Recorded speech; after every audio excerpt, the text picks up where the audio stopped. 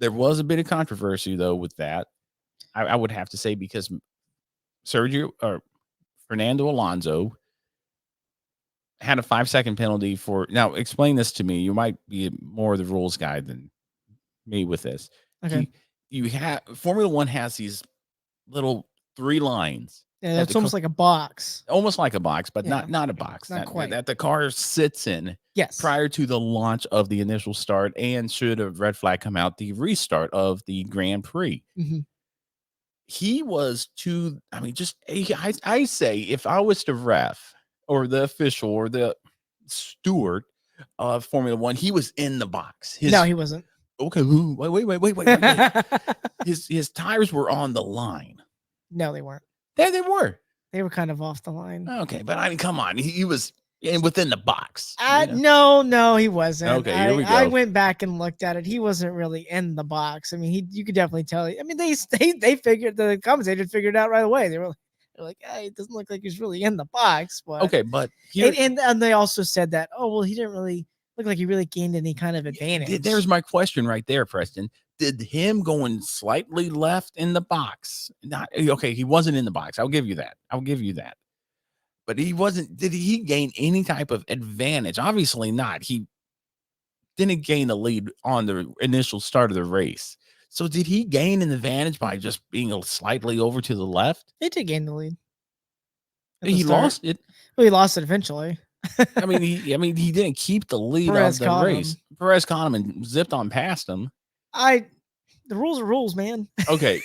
See, when we talk NASCAR, it's so funny. It's so different because it's like, oh, that's a stupid rule. But in Formula One, nope, that's the rule. I mean, he wasn't. I mean, he was out of the box. I mean, I don't know what else to say. I mean, they have a box where they're supposed to start in to begin with. I mean, there's nothing really go against on that. He was just tires right out of the box. Okay. I mean, I thought it was kind of stupid too, but okay. I mean, what I thought was really stupid was the other penalty he got. Okay, yeah, let's talk about that because he was given a 5-second penalty. Yes. Now, throughout the course of the first half of the race, first part of the race, I say first quarter of the race, Aston Martin knew they had a 5-second penalty, which I was texting you, what's the delta on this? And then once I saw a car pit, okay, the delta is about 20 seconds from entrance of pit road to the exit of pit road, roughly 20 seconds with a 2-second pit stop. Adding another 5 seconds, that's 27 pit road time, which would have put him way, maybe danger low in the points, maybe still within the points, maybe 8th or 7th at the time. I can't remember exactly what I texted you. So I'm thinking, man, they've got to serve this penalty. If not, they got to tack it down at the end and be 5 seconds ahead of this other guy, which is a tough ask because Hamilton was coming up and Russell was coming up. We saw that at the end. Yes. He needed he had a 5-second penalty. And then all of a sudden, Lance Stroll just happened to be a teammate. I'm putting on my tinfoil hat here, Preston. Okay. It just happened to be a teammate in the other Aston Martin with Lance Stroll, who had something go on. I don't know if you know more about this than I do. But he had something going on with the car where the race engineer stop the car. You know, he retired from the race. Yes. He pulled off.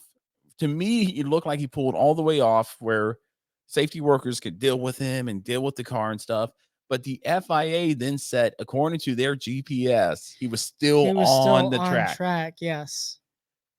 Which then led to a safety car, which then led to Alonso pitting, serving the 5-second penalty. We'll get to the other penalty here in a second, but served the 5-second penalty, got out second, didn't lose anything. Mm-hmm. I smell the conspiracy. Okay. If I'm not, I like Alonso, I like Aston Martin, but if I was Red Bull or if I was Mercedes or if I was Ferrari looking at Aston Martin now going, these guys are the real deal right now, I'm going to be saying, Stroll, you guys stop Stroll on purpose in order to create a safety car, in order to give Fernando Alonso that gap he needed to pit while everybody else was at pace car speed or safety car speed, and him not lose anything. Yeah. What are your thoughts? Because to me, that's what happened. To me, that's 100% what happened there. And Lance Stroll was, hey, stop the car. Something's wrong. Sorry, Stroll. And then they're pulling Stroll's side. And I'm not saying this happened. This is just on the outside looking in, and there's no transparency in Formula One. There's none. Nobody's going to be, hey, this is exactly why we did this. But if I was as I am on the outside looking in, I'm going, they made him stop. I think it was a mechanical issue. But what? So I went back and looked at one of the race replays today. They on the F1 TV app, they have they break it down. They have like a 30-minute recap, and they showed replays, and they showed the camera angle that shows out the back end of the car where you can see like the wing and the back tires and everything. And there was actually this light plume of white smoke. It's hard to see it, but you can see it. I saw it. Because at first I was like, man, why are they stopping the car? They never said anything. I figured maybe it was an electronics issue. But when I looked back and actually saw it and saw that replay, I was like, oh, okay, I see it now. It looked like it was some kind of mechanical issue. I mean, you could see the white smoke when he was going down the straightaway before they got to, I can't remember what turn that is. It was that big sweeping turn, but you could see just this weird white, I mean, it's just very faint white plume of smoke. And then the commentator said something about it. They're like, well, maybe it's just the dust that's coming off the track when he ran off the track. But it was like, but it was there before he got there too. So, and yes, I can see why the FIA said, oh, it looked like from their GPS, the car was still on track because the back end was kind of hanging out. But where that turnoff area to get out of there, where all those track workers stand and everything, it was kind of at an odd angle. And F1 cars can't really turn the car very tight. So I can see why he was only able to get it so far in there, because he was going to have them come out and actually pick the car up and move it. And that probably would have been a bad deal anyways, which was kind of odd because I feel like maybe a virtual safety car would have done the thing. And that's what they talked about right away. Commentators were like, oh, this is probably going to be a virtual safety car. And then the full safety car came out and I was like, whoa.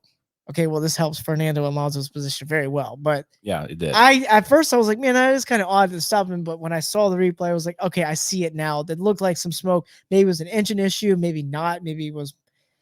I thought I heard somebody say brakes, but I mean, who knows what it really was? To me, it was just weird. Yeah, it was kind of interesting.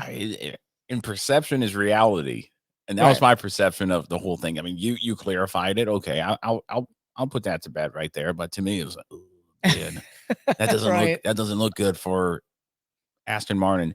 Hey, Rambling About Racing Nation, like what you just saw, make sure to check us out at ramblinaboutracin.com and all your major podcast platforms for the audio version of the show. Or if you just like watching Rambling About Racing, make sure to subscribe and hit that notification bell for upcoming episodes.